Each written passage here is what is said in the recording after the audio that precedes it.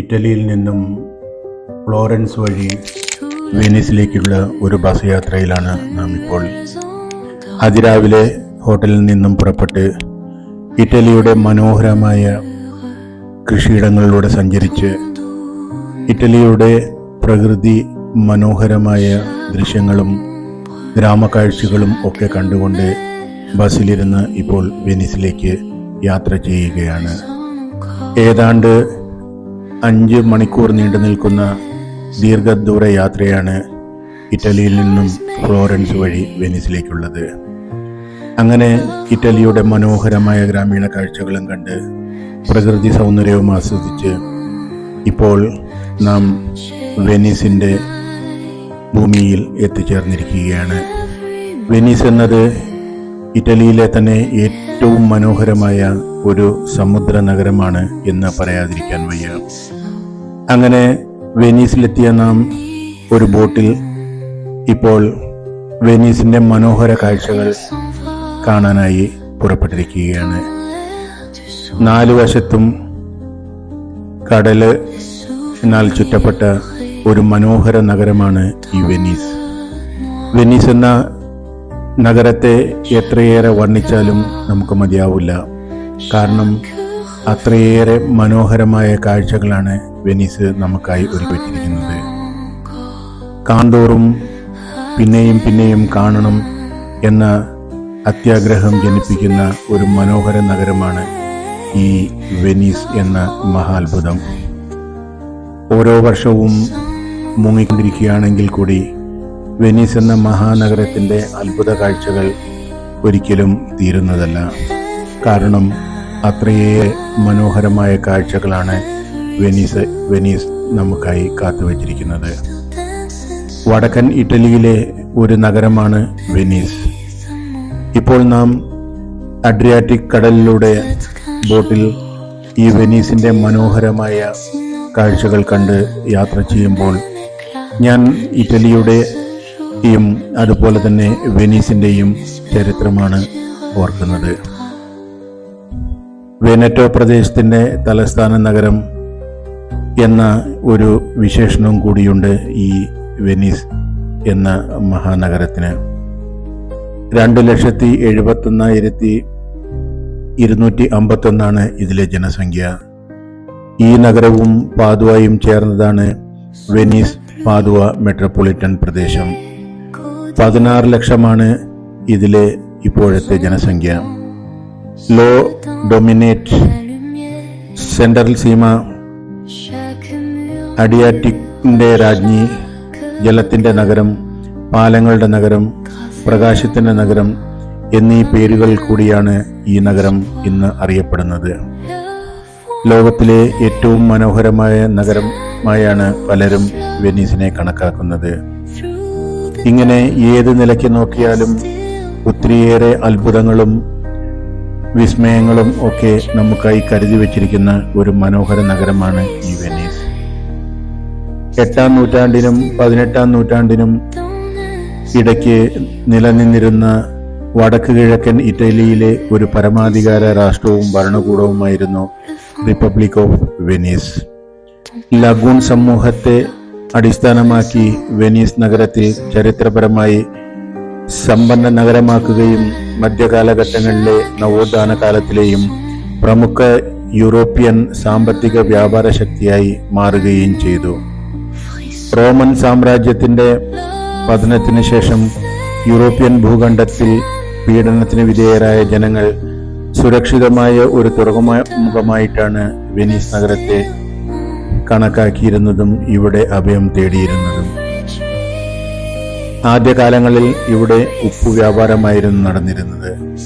തുടർന്നുള്ള നൂറ്റാണ്ടുകളിൽ നഗരം സംസ്ഥാനം തലസോക്രസി സ്ഥാപിച്ചു.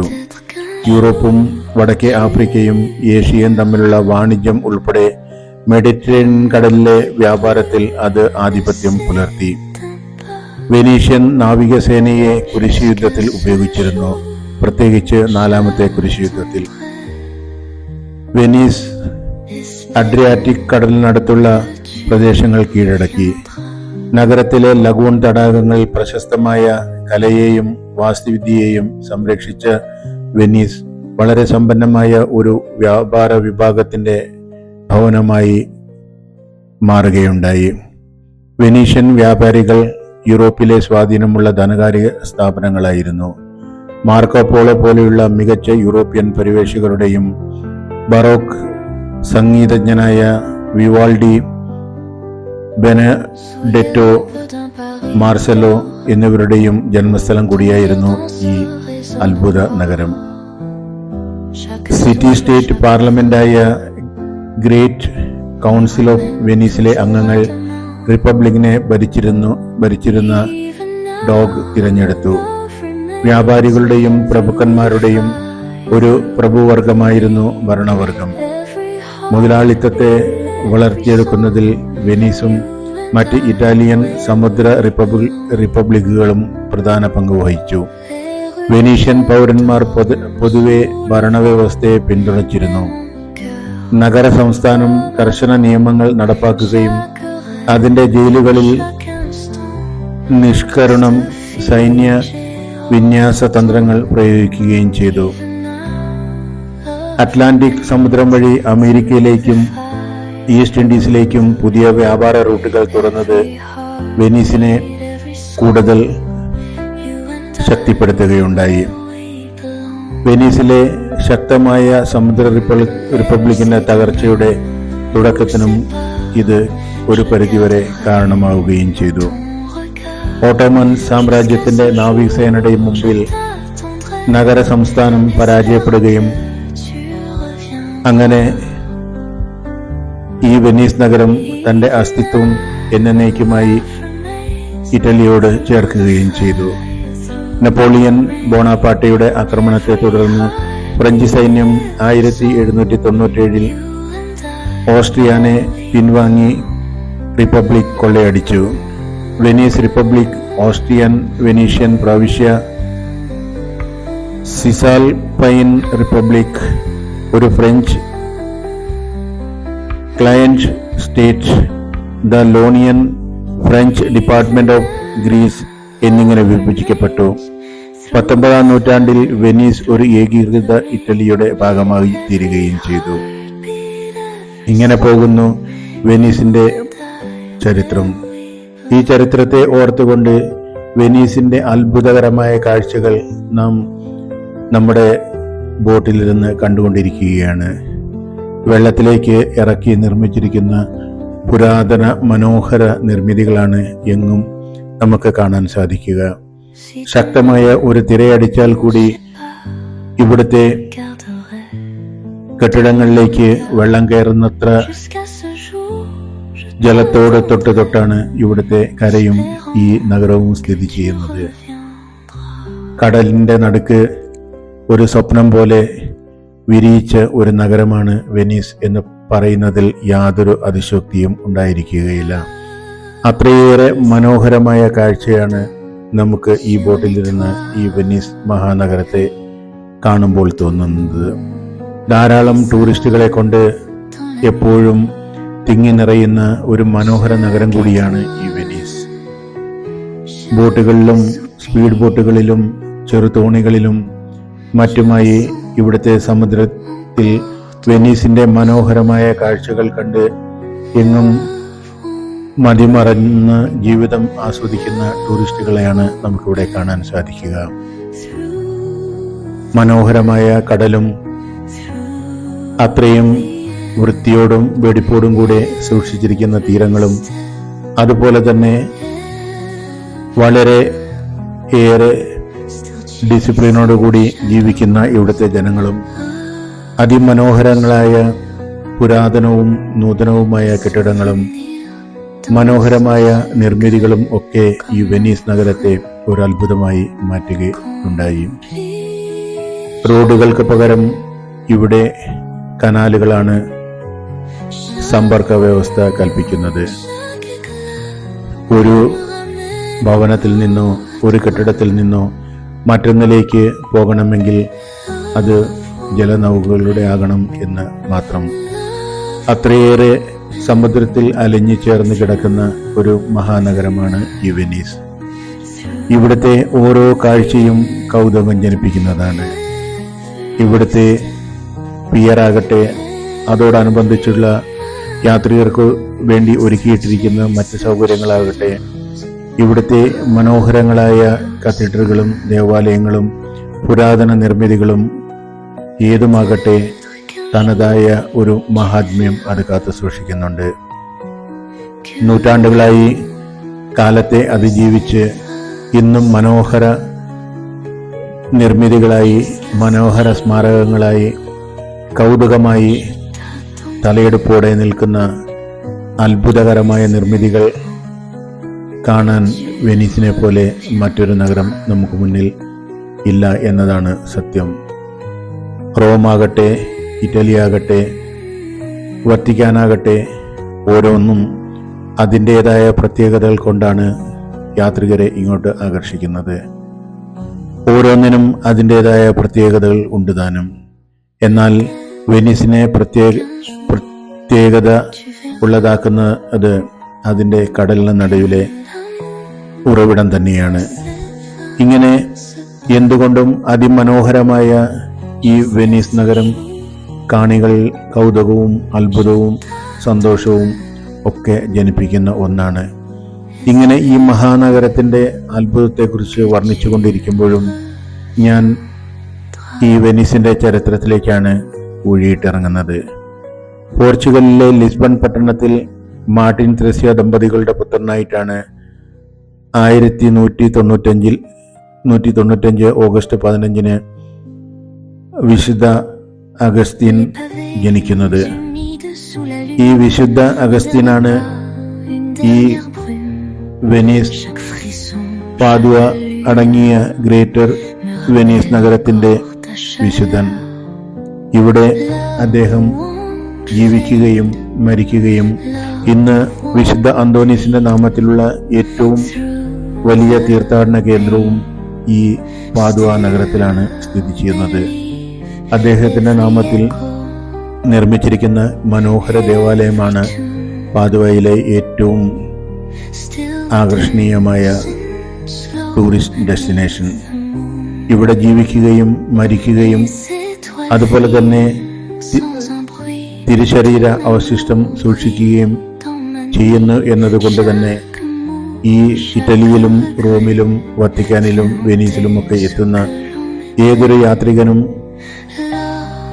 തീർച്ചയായും സന്ദർശിക്കുന്ന ഒരു വിശുദ്ധ സ്ഥലം കൂടിയാണ് ഈ പാദുവ എന്ന കുലീന നഗരം. കുലീന കുടുംബത്തിലെ അംഗമായ അന്തോണിയുടെ പിതാവ് കൊട്ടാരത്തിലെ ഉദ്യോഗസ്ഥനായിരുന്നു. ഫെർണാണ്ടോ എന്ന പേരിലാണ് വിശുദ്ധ അന്തോണീസ് അറിയപ്പെട്ടിരുന്നത്. അമ്മ നന്നേ ചെറുപ്പത്തിൽ തന്നെ പരിശുദ്ധാത്മാവിന് അന്തോണിയെ സമർപ്പിച്ചു എന്നതാണ് ചരിത്രം. എന്തെങ്കിലും കാര്യത്തിന് ഫെർണാണ്ടോ കരയുമ്പോൾ മാതാവിന്റെ സ്വരൂപം കാണിച്ചാൽ അവൻ കരച്ചിൽ നിർത്തുമായിരുന്നു. വിശ്വാസത്തിന്റെ ബാലപാഠങ്ങൾ അങ്ങനെ ആ ബാലൻ മാതാവിൽ നിന്നും അതിവേഗം സ്വന്തമാക്കി. സ്കൂളിൽ വെച്ച് ചരിത്രവും ശാസ്ത്രവും കൂടാതെ മതവിഷയങ്ങളും ഫെർണാണ്ടോ പഠിച്ചു. ബുദ്ധിശാലിയായ അവന് നല്ല ഓർമ്മശക്തിയും ഉണ്ടായിരുന്നു.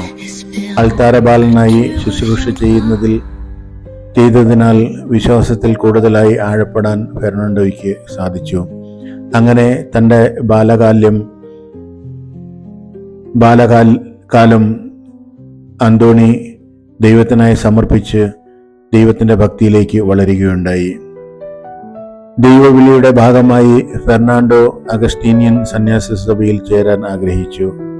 1210 സെന്റ് വിൻസെന്റ് ആശ്രമത്തിൽ ചേരുകയും പിന്നീട് പോർച്ചുഗലിലെ കോയിംബ്ര എന്ന സ്ഥലത്തേക്ക് മാറ്റം ലഭിച്ച് പോവുകയുമുണ്ടായി. രക്തസാക്ഷി ആകാൻ ആഗ്രഹിച്ച് കൊണ്ടാണ് ഫെർണാണ്ടോ ഫ്രാൻസിസ്കൻ സന്യാസ സഭയിൽ ചേരാൻ തന്നെ തീരുമാനിച്ചത്. പട്ടം സ്വീകരിച്ച് അല്പകാലം കഴിഞ്ഞപ്പോൾ കോയിംബ്രയിലെ 5 ഫ്രാൻസിസ്കൻ സന്യാസിമാരുടെ രക്തസാക്ഷിത്വം ഇദ്ദേഹത്തിന്റെ ഹൃദയത്തെ വല്ലാതെ മതിച്ചു. രക്തസാക്ഷിയാകണമെന്ന ആഗ്രഹത്തോടുകൂടി അദ്ദേഹം 1220 ഫ്രാൻസിസ്കൻ സമൂഹത്തിൽ ചേർന്നു. എങ്കിലും വേദശാസ്ത്ര പണ്ഡിതൻ എന്ന നിലയിൽ ബൊളോഞ്ഞോ, മോണ്ട് വില്ലിയാർ, പാദുവ എന്നീ വിദ്യാപീഠങ്ങളിൽ ഇദ്ദേഹം സേവനം അനുഷ്ഠിക്കുകയാണുണ്ടായത്. ആ നിലയിൽ ഇറ്റലിയിൽ ഇദ്ദേഹം പ്രസിദ്ധനായി തീർന്നു. വചനപ്രഘോഷണത്തിൽ വളരെ സാമർഥ്യമുള്ള ആളായിരുന്നു അന്തോണീസ്. വിശുദ്ധ ഫ്രാൻസിസ് അന്തോണിയെ ഇതിനാൽ തന്നെ അഭിനന്ദിച്ചിട്ടുണ്ട്.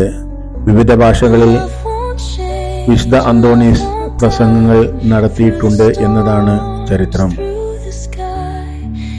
പാദുവ നഗരത്തിലെ നാമത്തോട് ചേർന്നാണ് അന്തോണീസ് അറിയപ്പെടുന്നത്. 1230 കാലത്താണ് വിശുദ്ധ അന്തോണീസ് പാദുവയിലെത്തുന്നത്.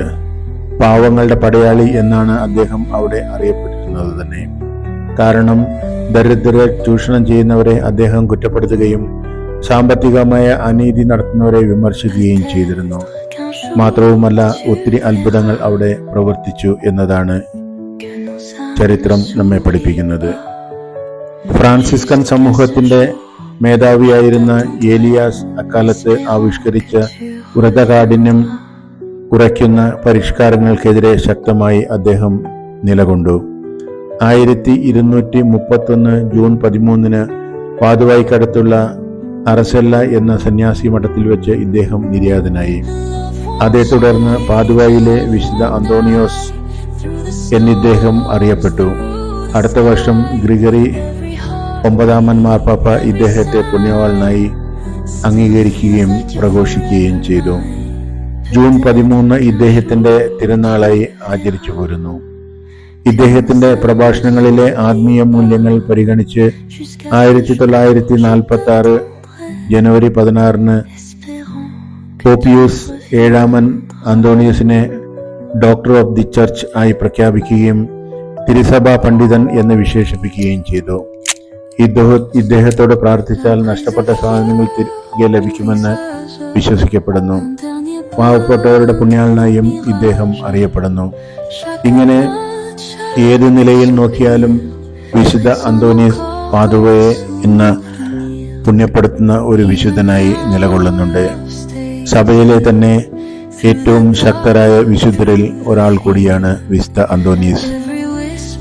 ഒട്ടുമിക്ക സ്ഥലങ്ങളിലും ലോകമെമ്പാടും അദ്ദേഹത്തിന്റെ നാമത്തിൽ അനേകം ദേവാലയങ്ങളും ആ ദേവാലയങ്ങളിൽ അനുദിനമെന്നോണം അനേകം അത്ഭുതങ്ങളും നടക്കുന്നുമുണ്ട്. ഒത്തിരിയേറെ വിശ്വാസികൾ ഉള്ള ഒരു മഹാവിശുദ്ധൻ കൂടിയാണ് ഈ അന്തോണീസ്. ഇങ്ങനെ ഏത് നിലയിൽ നോക്കിയാലും വിശുദ്ധ അന്തോണീസിന്റെ മഹാത്മ്യവും അദ്ദേഹത്തിന്റെ അത്ഭുതസിദ്ധികളും സഭയ്ക്ക് ഒരു വരമാകുകയും അങ്ങനെ സഭയുടെ വളർച്ചയെ അത് ഒത്തിരിയേറെ സഹായിക്കുകയും ചെയ്യുന്നു. ഇങ്ങനെ ഈ വെനീസിന്റെയും പാദുവയുടെയും അത്ഭുതകരമായ കാഴ്ചകളും ഇവിടുത്തെ അത്ഭുതങ്ങളും ഒക്കെ കണ്ടുകൊണ്ട് ഈ വെനീസിന്റെ മഹാസൗന്ദര്യം മതിവരോളം ആസ്വദിച്ച് ബോട്ടിലിരുന്ന് ഇവിടുത്തെ മനോഹരമായ കാഴ്ചകൾ കണ്ട് നാം മുന്നോട്ട് നീങ്ങി. അങ്ങനെ ഇപ്പോൾ നമുക്ക് അനുവദിച്ച സമയം ഏതാണ്ട് അടുത്തപ്പോൾ നാം തിരിച്ച് വെനീസിലെ പിയറിലേക്ക് എത്തിച്ചേരുകയാണ്. ഇനി നമുക്ക് തിരികെ ഇറ്റലിയിലേക്ക് മടങ്ങണം. അതിനു മുമ്പ് പാദുവ സന്ദർശിക്കണം. പിന്നെ യൂറോപ്പ് യാത്ര മതിയാക്കി തിരികെ നമ്മുടെ ജന്മനാട്ടിലേക്ക് രാത്രിയിലെ ഫ്ലൈറ്റിന് മടങ്ങുകയും ചെയ്യണം.